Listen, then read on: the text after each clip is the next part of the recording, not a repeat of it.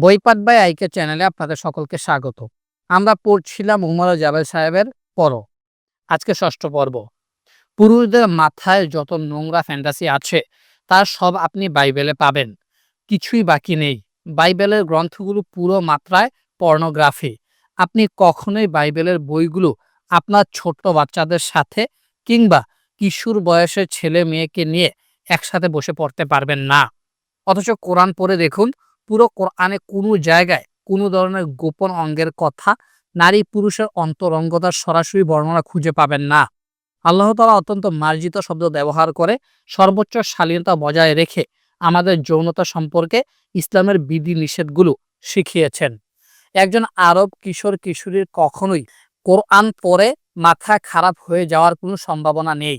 একজন আরব বাবা মা রমজানের তারাবিতে তাদের ছেলে মেয়েদেরকে সাথে নিয়ে গিয়ে পাশাপাশি দাঁড়িয়ে পুরো কোরআন খতম শুনে আসতে পারেন, কিন্তু কখনো লজ্জাজনক পরিস্থিতিতে পড়েন না। মুসলিমরা কখনোই বিশ্বাস করে না যে আজকের ইহুদি এবং খ্রিস্টানদের ধর্মীয় গ্রন্থে যে বাণী পাওয়া যায় তা অবিকৃতভাবে আল্লাহর বাণী। কোরআনের ভাষা এবং আজকালকার তাওরাত ইনজিলের ভাষার মধ্যে এতই আকাশ পাতাল পার্থক্য যে সেগুলো পড়লেই বোঝা যায় প্রচলিত এই তিন ধর্মগ্রন্থের উৎস একই সত্তা নন। এখন প্রশ্ন আসে, কেন আল্লাহ তাআলা আদম আলাইহিসসালামকে একেবারে কোরআন দিয়ে পাঠালেন না? প্রথমে কোরআন দিয়ে পাঠালেই তো এত ধর্ম তৈরি হতো না, বিভিন্ন ধর্মের মানুষদের মধ্যে এত মারামারি হতো না। আল্লাহ তাআলা মানুষকে পথনির্দেশ তখনই দেন যখন সেই পথনির্দেশের প্রয়োজন মানুষের হয় এবং মানুষের তা বুঝে বাস্তবায়ন করার মতো অবস্থা থাকে। যেমন আদম আলাইসাল্লামকে যে ধর্মীয় নিয়মকানুন দেওয়া হয়েছিল সেই নিয়ম অনুসারে ভাই বোন বিয়ে করতে পারত। যদি তাকে আজকের কোরআন দেওয়া হতো তাহলে আদম আলাইসাল্লাম এর ছেলে মেয়েদের পর আর কোনো বংশধর আসতো না। মানব জাতি এক প্রজন্মের পরেই পৃথিবী থেকে নিশ্চিহ্ন হয়ে যেত। তাওরাতে মুসা আলাহিসাল্লামকে একটি শরিয়া বা আইন কানুন দেওয়া হয়েছিল। কোরআনে সেই শরিয়াকে যুগ উপযোগী করার জন্য এবং সামাজিক রাজনৈতিক ব্যাপারগুলো মীমাংসা করার জন্য আরো উন্নত শরিয়া দেওয়া হয়েছে। অনেকে প্রশ্ন করেন, আল্লাহ তাআলা কেন একটাই ধর্ম দিলেন না? কেন ইহুদি, খ্রিস্টান, ইসলাম, হিন্দু এতগুলো ধর্ম দিলেন? প্রথমত, আল্লাহ তাআলা মোটেও এতগুলো ধর্ম দেননি। আদম আলাইহিস সালাম থেকে শুরু করে মুহাম্মদ সাল্লাল্লাহু আলাইহি সাল্লাম পর্যন্ত আল্লাহ মানুষকে একটাই ধর্ম দিয়েছেন, ইসলাম, যার অর্থ আল্লাহর সন্তুষ্টির কাছে আত্মসমর্পণ। মানুষই হয় নিজেরা নিজেদের সুবিধার্থে নতুন ধর্ম সৃষ্টি করেছে, নয়তো আদি ধর্মগ্রন্থগুলো বিকৃত করে ধর্ম বিকৃত করেছে। ধর্মগুলোর নাম দেখলে আপনি বুঝতে পারবেন যে সেই ধর্মগুলো আসলে মানুষের বানানো। জুডাইজম, ইহুদি ধর্মের নাম এসেছে জুডা নামের একটি গোত্র থেকে। খ্রিস্টানরা নাম নিয়েছে খ্রিস্ট থেকে। বাইবেলের কোথাও আপনি এই নামগুলো খুঁজে পাবেন না। হিন্দু ধর্মের নাম এসেছে সিন্ধু নদের প্রাচীন ফার্সি হিন্দাস থেকে। ইসলাম একমাত্র ধর্ম যার নাম সেই ধর্মের মূল গ্রন্থের সৃষ্টিকর্তা নিজেই বলে দিয়েছেন। বাকি সব ধর্মের নাম মানুষের দেওয়া। তাওরাত, ইনজিল, জবুর, কোরআন সব ধর্মগ্রন্থ একটাই ধর্ম প্রচার করে গেছে, ইসলাম। তারা আখিরাতে নিশ্চিতভাবে বিশ্বাস করে। এখানে আল্লাহ তাআলা ইউকিনুন ব্যবহার করেছেন, যা ইয়াকিন থেকে এসেছে। এর অর্থ কোনো ব্যাপারে একেবারে সন্দেহাতীতভাবে বিশ্বাস করা। যেমন আমরা জানি আগুনে হাত দিলে হাত পুড়ে যাবে, এ নিয়ে আমাদের কারো কোনো সন্দেহ নেই। আমরা এটা কোনো কারণে এতটাই সন্দেহাতীতভাবে বিশ্বাস করি যে আমরা কেউ কৌতূহলের বশেও আগুনে হাত দিয়ে দেখতে যাব না সত্যি হাত পুড়ে কিনা। ইয়াকিন হচ্ছে ঠিক এই ধরনের সন্দেহাতীতভাবে বিশ্বাস করা। এখানে আল্লাহ তাআলা বলেছেন যে মুত্তাকিরা সন্দেহাতীতভাবে আখিরাতে বিশ্বাস করে, অর্থাৎ তাদের মনে কোনো সন্দেহ নেই যে একদিন সব ধ্বংস হয়ে যাবে, তাদের আবার জীবিত করা হবে, তাদের সব কাজের বিচার হবে। তারা যেন একদম নিজের চোখে জাহান্নামের ভয়ঙ্কর আগুন দেখতে পায়, একদম নিজের কানে জান্নাতের ঝর্ণার কলকল ধ্বনি শুনতে পায়। একবার আমার হাতের ঘড়ির রেডিয়েটর বাস্ট হয়েছিল। রেডিয়েটরের ভেতরে প্রচন্ড চাপে অতি উত্তপ্ত পানি থাকে। সেই পানি লেগে পুরো হাত, গাড়ের চামড়া ঝলসে গিয়েছিল। গরুর গলায় যেমন একগাদা চামড়া ঝুলে থাকে, সেরকম আমার হাতের থেকে একগাদা চামড়া ঝুলে থাকতো। ছোট বাচ্চারা ভয়ে আমার কাছে আসতো না। আমি 3 দিন 3 রাত যতক্ষণ জেগে থাকতাম প্রচন্ড ব্যথায় গঙ্গাতাম। আল্লাহ তাআলা এভাবে আগুনের একটা স্যাম্পল এই পৃথিবীতে দেওয়ার পরে আমার জাহান্নামের আগুন সম্পর্কে একি না হলেও যথেষ্ট কঠিন ধারণা হয়ে গিয়েছিল। একইভাবে জান্নাত কেমন হবে সে সম্পর্কে কিছুটা ধারণা পেতে হলো এবং জান্নাতে যাওয়ার জন্য যথেষ্ট আগ্রহ তৈরি করতে হলো। আমাদের সবার উচিত আল্লাহ এর তৈরি এই অসাধারণ সুন্দর পৃথিবীটা ঘুরে দেখা এবং সৃষ্টি জগৎকে গভীরভাবে পর্যবেক্ষণ করা। আল্লাহ তাআলা পৃথিবীটাকে অনেক সুন্দর করে বানিয়েছেন যেন আমরা জান্নাত কত সুন্দর হবে সেটা কিছুটা হলেও ধারণা করতে পারি। তিনি জানেন যে চোখে না দেখলে আমাদের জন্য কোনো কিছু বিশ্বাস করা কঠিন এবং সেটা পাওয়ার জন্য যথেষ্ট আগ্রহ তৈরি করা আরও কঠিন। এই কারণেই তিনি পৃথিবীকে অসম্ভব সুন্দর করে সৃষ্টি করেছেন, যা দেখে আমরা তার অসাধারণ সৃষ্টি কুশলতায় মুগ্ধ হয়ে তার প্রতি শ্রদ্ধায় অবনত হয়ে যাব এবং জান্নাতে যাবার জন্য এমন আগ্রহ তৈরি করতে পারবো যে দুনিয়ার কামনা বাসনা মোহ কোনোটাই আমাদের জান্নাতে যাওয়ার জন্য আপ্রাণ চেষ্টা করা থেকে দূরে রাখতে পারবে না। কয়েক বছর আগেও আমি জান্নাতের কথা খুব একটা ভাবতাম না। তারপর একদিন আমি লেক ডিস্ট্রিক্টে গেলাম। বিশাল এক পাহাড়ে ৪ ঘন্টা উঠে সামনে তাকিয়ে দেখলাম যতদূর চোখ যায় খোলা নীল আকাশের নিচে বিশাল সব পাহাড়ের সারি এবং তার মাঝখানে এক পরিষ্কার নীল হ্রদ। হঠাৎ করে এই প্রচণ্ড সৌন্দর্যের মুখোমুখি হয়ে আমি হয়ে গেলাম। জান্নাতের বর্ণনা দেওয়া একের পর এক আয়াত আমার মনের মধ্যে আসতে লাগলো।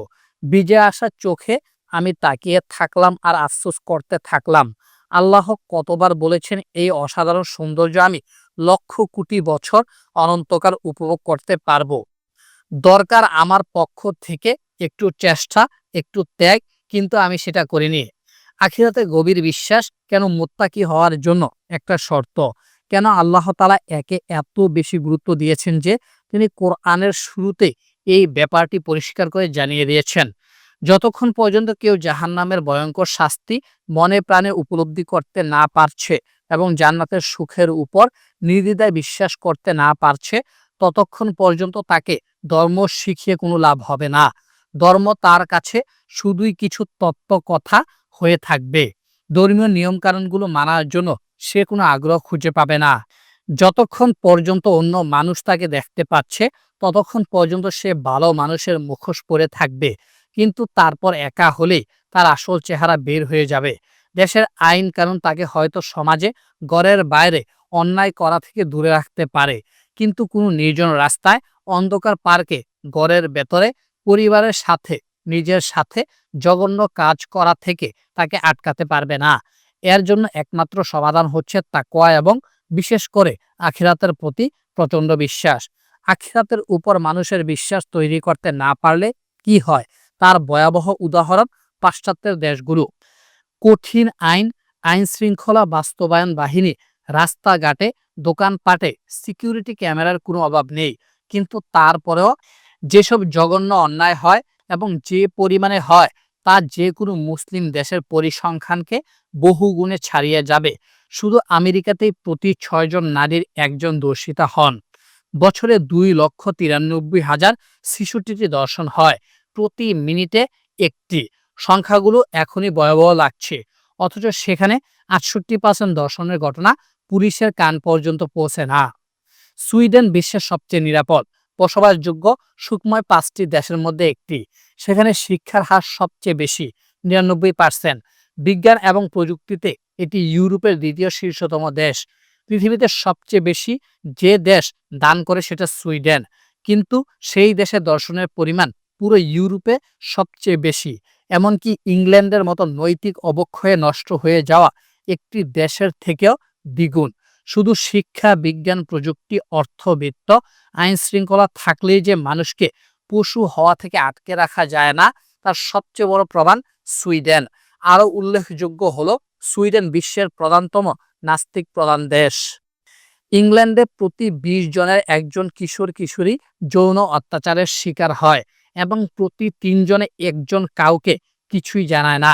আমেরিকাতে প্রতি বছর বাচ্চাদের নিয়ে বানানো পর্ন মুভি থেকে $২০ বিলিয়ন ব্যবসা হয়। এই হলো আধুনিক দেশের কঠিন আইনশৃঙ্খলা ব্যবস্থা থাকার পরের অবস্থা। আখিরাতের প্রতি বিশ্বাস না থাকলে মানুষ যে নিকৃষ্টতম পশু হয়ে যেতে পারে তার উদাহরণ হলো এসব ধর্মবিমুখ পাশ্চাত্য দেশগুলো। নাস্তিকদের মধ্যে একটা ধারণা আছে যে নাস্তিকরা নৈতিকভাবে ধার্মিকদের থেকে অপেক্ষাকৃত ভালো হয়। তাদের দৃষ্টিতে মুসলিমরা হচ্ছে অর্ধশিক্ষিত বর্বর ধরনের নিচু নৈতিকতার মানুষ। এরা 4টা বিয়ে করে, বউদের ঘরে আটকে রাখে, সন্তানদের শিক্ষিত হতে দেয় না। এ কারণে নাস্তিকরা প্রচার করে মানুষের ভালো থাকার জন্য ধর্মীয় বইগুলোর কোনো দরকার নেই। মানুষ নিজেই নৈতিক নিয়ম কানুন তৈরি করতে পারে এবং প্রত্যেক মানুষের অধিকার আছে তার নিজের নৈতিকতার ধারণা এবং মূল্যবোধ অনুসারে জীবনযাপন করার। ধর্ম কারো উপর নৈতিকতা মূল্যবোধ জোর করে চাপিয়ে দিতে পারে না, এটা অন্যায়। যারা এই ধারণায় বিশ্বাস করে তাদের আপনি একটা প্রশ্ন করতে পারেন, খুবই আপত্তিকর কিন্তু তাদের মোটা মাথায় ঢুকানোর জন্য লিখতে বাধ্য হচ্ছি। প্রশ্নটা হচ্ছে, ভাই আপনার স্ত্রীকে আমার ভালো লেগেছে, আজকে রাতে আমি তাকে আমার বাসায় নিয়ে যাব। আমার দৃষ্টিতে এটা কোনো অনৈতিক কাজ নয়, কারণ আপনার স্ত্রীরও আমার সাথে যেতে কোনো আপত্তি নেই।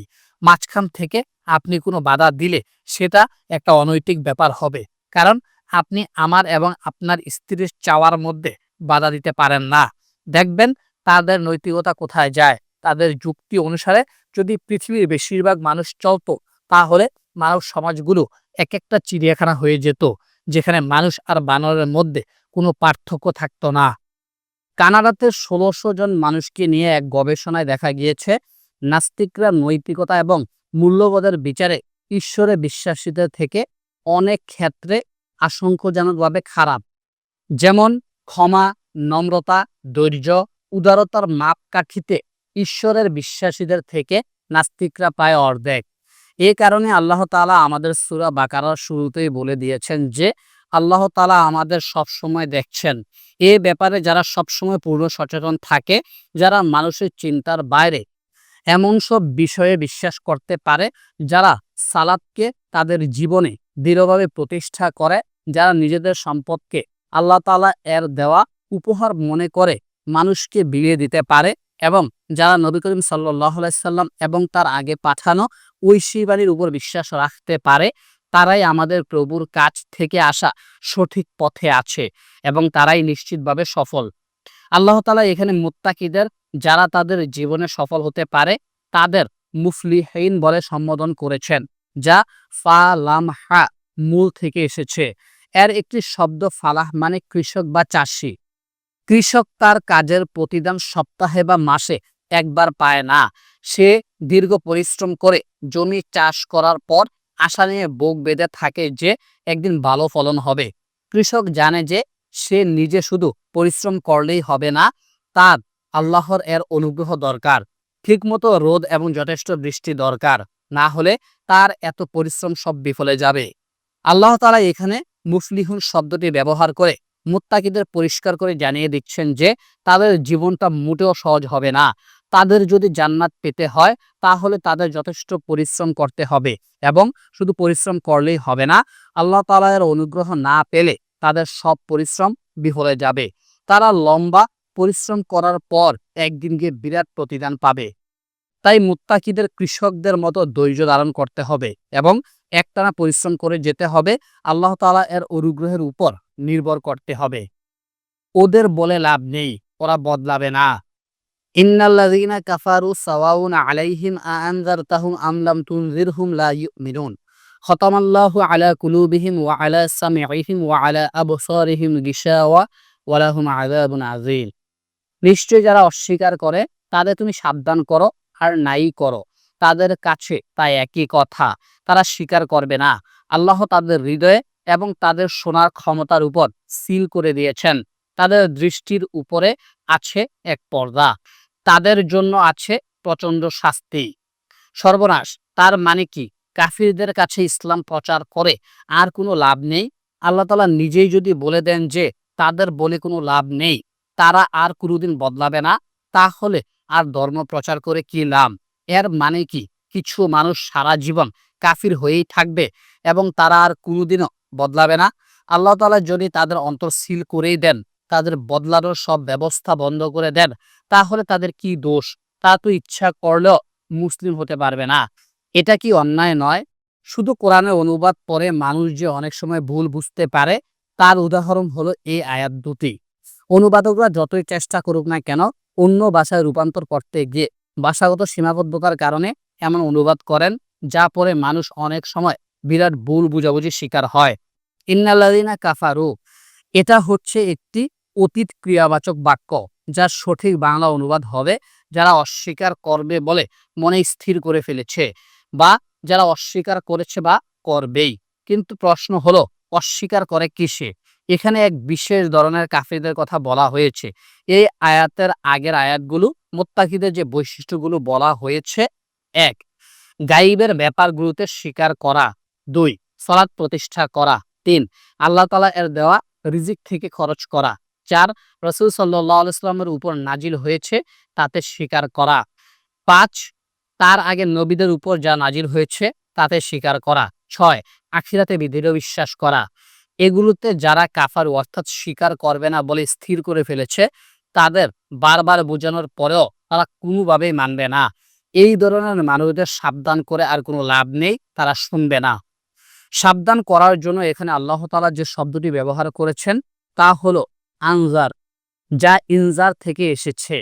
এর অর্থ এমন খবর জানানো যেটা জানার পর মানুষ সাবধান হয়ে যায়, চিন্তিত হয়ে পড়ে।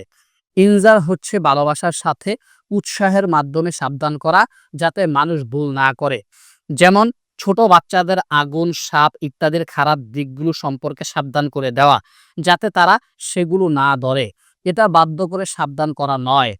আপনি যদি কাউকে বলেন ৩ দিন সময় দিলাম মুসলিম হও, নইলে কিন্তু এটা ইনজার নয়। ইনজার ব্যবহার করে আল্লাহ তাআলা আমাদের শেখাচ্ছেন যে অমুসলিমদের, এমনকি গুরুতর কাফিরদেরও উত্তম আচরণের সাথে উৎসাহের সাথে ইসলামের দিকে ডাকতে হবে। তাদের ভুল ধারণার পরিণতি সম্পর্কে সাবধান করতে হবে। হুমকি দেওয়া বা জোর জবরদস্তি করা যাবে না। ইনজার কি, সেটা রাসূল সাল্লাল্লাহু আলাইহি ওয়াসাল্লাম তার জীবনে দেখিয়েছেন। মানুষকে আগুন থেকে বাঁচানোর যে কামনা, আবেগ আমাদের রাসূল সাল্লাল্লাহু আলাইহি ওয়াসাল্লামের ছিল, সেটা কি আমরা ধারণ করতে পারি? আমাদের চারপাশে যত অন্য ধর্মের মানুষদের আমরা যদি প্রথমে কাফির বলে সম্বোধন করি, তাহলে তাদের কাছে ইসলামের বাণীটা পৌঁছানো কঠিন হতে পারে। আরো ভয়াবহ ব্যাপার হচ্ছে, নিজেদের মুসলিম হিসেবে দাবি করে যারা তাদের কাফির বলে ডাকা। কাফিরদের কাছে ইসলামের বাণী পৌঁছে দেওয়া হয়েছে। এরা জানে যে ইসলামের বাণী সত্য, মুহাম্মদ সাল্লাল্লাহু আলাইহি ওয়াসাল্লাম শেষ নবী, কোরআন সত্যি আল্লাহর বাণী, কিন্তু তারপরও তারা সত্য মানবে না। এদের ইসলাম না মানার পেছনে কোনো ভিত্তি নেই, শুধুই নিজেদের অহংকার, বংশ পরম্পরায় চলে আসা ধর্ম ধরে রাখার অন্ধ ইচ্ছা, আর নিজেদের স্বার্থ যাতে নষ্ট না হয় সে কারণে নিজেদের ধর্ম ও সংস্কৃতি আঁকড়ে থাকা। তবে মুসলিম নামধারীরাও কাফির হতে পারে যদি কোরআনের বাণী জানার এবং বুঝার পরেও তার সিদ্ধান্ত নেয় যে তারা মানবে না। মোহাম্মদ বা আব্দুর রহমান নামের কেউ কাফির হয়ে যেতে পারে যদি সে খুব ভালো করে জানে কোরআনে আল্লাহ তাআলা আমাদের বহুবার সালাত আদায় করার নির্দেশ দিয়েছেন, কিন্তু সে সিদ্ধান্ত নিয়েছে যে সালাত আদায় করবে না। তার কাছে মনে হয় না প্রত্যেক দিন সালাত আদায় করাটা জরুরি কিছু, তাও আবার দিনে ৫ বার। ফাতিমা বা আয়েশা নামের কেউ কাফের হয়ে যাবে যদি সে যাকাত দেওয়া ফরজ ইবাদত জানার পরও তা ফরজ মনে না করে এবং যাকাত না দেওয়ার সিদ্ধান্ত নেয়, কিংবা রমাদানের সিয়াম পালন করা ফরজ ইবাদত জানার পরও তার আবশ্যকতা অস্বীকার করে এবং ইচ্ছে করে সিয়াম আদায় না করে, অথচ সে ভালো করে জানে কোরআনের বহু জায়গায় সালাতের সাথে সাথেই যাকাত আদায় করতে বলা হয়েছে, রোজা রাখা ফরজ করা হয়েছে। আপনার বন্ধুর নাম আব্দুল্লাহ হলেও সে যদি সারাদিন ইন্টারনেটে বসে ইসলামের বিরুদ্ধে লেখা মিথ্যা প্রপাগান্ডা পড়ে, বিশ্বাস করে এবং প্রচার করে বিকৃত আনন্দ পায়, তবে সে কাফির হয়ে যাবে। কাফিরদের তুলনা হচ্ছে ধূমপায়ীদের মতো, যারা জানে ধূমপান করা স্বাস্থ্যের জন্য খারাপ। তাদের যথেষ্ট বোঝানো হয়েছে, প্যাকেটের গায়ে লেখা পর্যন্ত আছে ধূমপান স্বাস্থ্যের জন্য ক্ষতিকর, কিন্তু তারপরেও তারা বুঝে শুনে ধূমপান করে। তাদের অন্তর তাদের বারবার জানান দেয় যে তারা যা করছে তা ভুল, তাদের এটা করা উচিত নয়, কিন্তু তারপরেও তারা তাদের অন্তরের ভেতরের সেই আর্তনাদকে চেপে রেখে সত্যকে অস্বীকার করা চায়। ভাষাগত দিক থেকে কাফির শব্দটি এসেছে কাফারা থেকে, যার অর্থ যে ডেকে দেয়।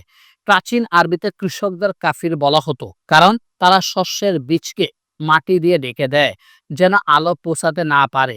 এই কারণে কাফির হচ্ছে তারাই যারা জেনে শুনে নিজেদের অভ্যাস, গোঁড়ামি, অন্ধবিশ্বাস, অমূলক সন্দেহ এবং ইগুর কারণে তাদের ধারণার বাইরে নতুন বা ভিন্ন কিছুকে গ্রহণ করার ক্ষমতাকে দামাচাপা দিয়ে রেখেছে, যাতে তাদের অন্তরে সত্যের আলো কখনো পৌঁছতে না পারে।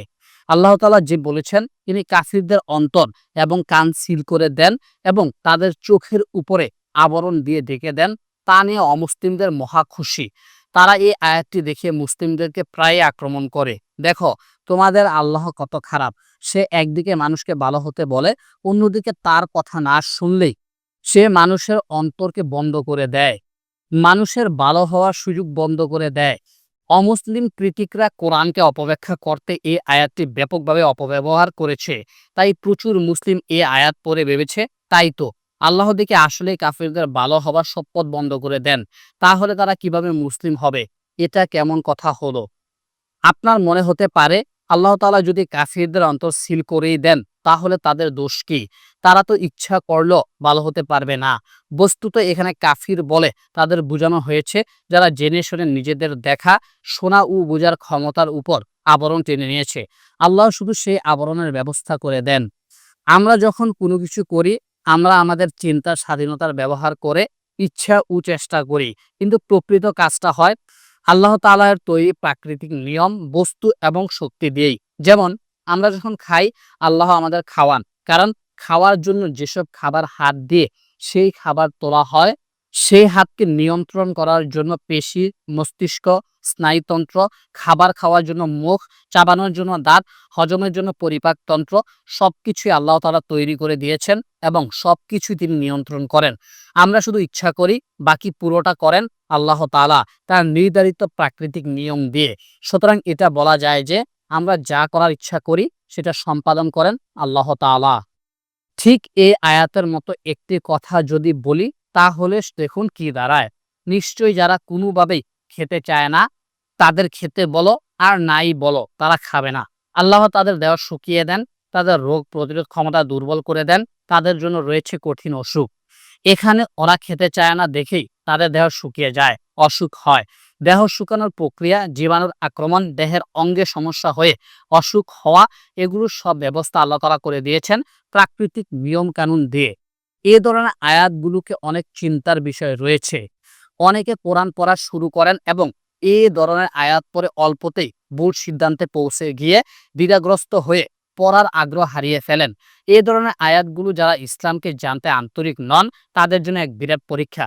যে কোরআন পড়া শুরু করে এই পরীক্ষায় পাশ করবে বলে, সেই পুরো কোরআন ঠিকমতো পড়তে পারবে এবং কোরআন থেকে পথ নির্দেশ পাবে। বাকারার প্রথম 4টি আয়াতে আল্লাহ তাআলা মুত্তাকিদের কিছু বৈশিষ্ট্য বলেছেন। এই আয়াতে সেই বৈশিষ্ট্যগুলোর একটা পরীক্ষা দিয়ে দিয়েছেন। যে এই পরীক্ষায় পাশ করে সামনে এগিয়ে যাবে, সেই কোরআন পড়ে একদিন মুত্তাকি হবে ইনশাআল্লাহু তাআলা। সবশেষে একটা উল্লেখযোগ্য ব্যাপার, কেন আল্লাহ তাআলা বললেন যে অন্তর এবং শোনার ক্ষমতার উপর সিল করে দেন, কিন্তু দৃষ্টির সামনে পর্দা দিয়ে দেন। অন্তর বা বুদ্ধিমত্তাকে নানা দিক থেকে প্রভাবিত করা যায় এবং অন্তর নিজেই চিন্তা করে নিজেকে পরিবর্তন করতে পারে। কানের শব্দ নানা দিক থেকে ঢুকতে পারে। এ কারণে এদের সিল করে দেওয়া হয়, যাতে অন্তরে কোনো আইডিয়া না ঢুকে এবং কানে কোনো শব্দ না ঢুকে। কিন্তু চোখের সামনে পর্দা দিয়ে দিলেই মানুষ আর দেখতে পায় না। কান এবং অন্তরের মতো চোখকে সিল করার দরকার নেই, একটা পর্দা দিয়ে দিলেই যথেষ্ট।